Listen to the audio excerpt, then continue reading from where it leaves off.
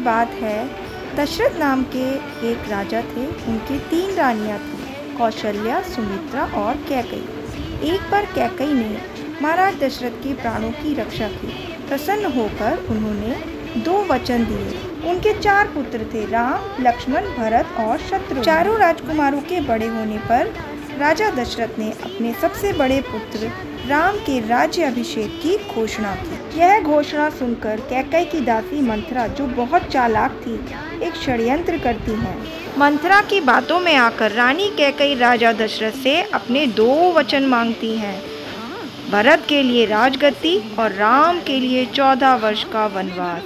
यह सुनकर राजा दशरथ शोकाकुल हो जाते हैं और कुछ समय पश्चात उनकी मृत्यु हो जाती है। राम अपनी माता की आदेशानुसार भ्राता लक्ष्मण और अपनी पत्नी सीता के साथ वन के लिए निकल जाते हैं और कुटिया बनाकर चित्रकूट में रहने लगते हैं।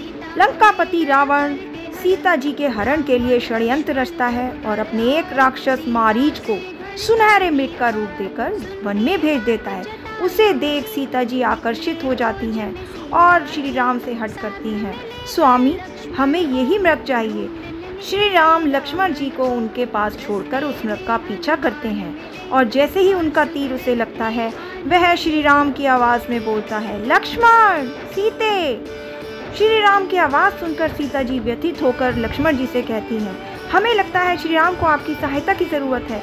लक्ष्मण सीता जी के चारों तरफ लक्ष्मण रेखा बनाते हैं और श्री राम को खोजने वन में निकल जाते हैं। जब रावण देखता है कि सीता जी कुटिया में अकेली हैं, वह साधु रूप धारण कर भिक्षा मांगने आता है। भिक्षाम देहि, भिक्षाम देहि।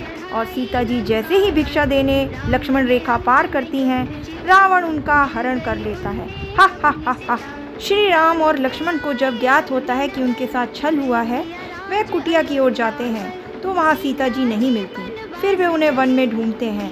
तब उन्हें जटायु द्वारा पता चलता है कि लंकापति रावण ने उनका हरण कर लिया है और वन में उनकी भेंट हनुमान जी से होती है। हनुमान जी उन्हें सांत्वना देते हैं, प्रभु आप चिंता ना करें, मैं और मेरे सभी वानर मित्र सीता मैया को खोजने में आपकी सहायता करेंगे और हम सब मिलकर उस दुष्ट रावण से सीता मैया को छुड़ा लाएंगे।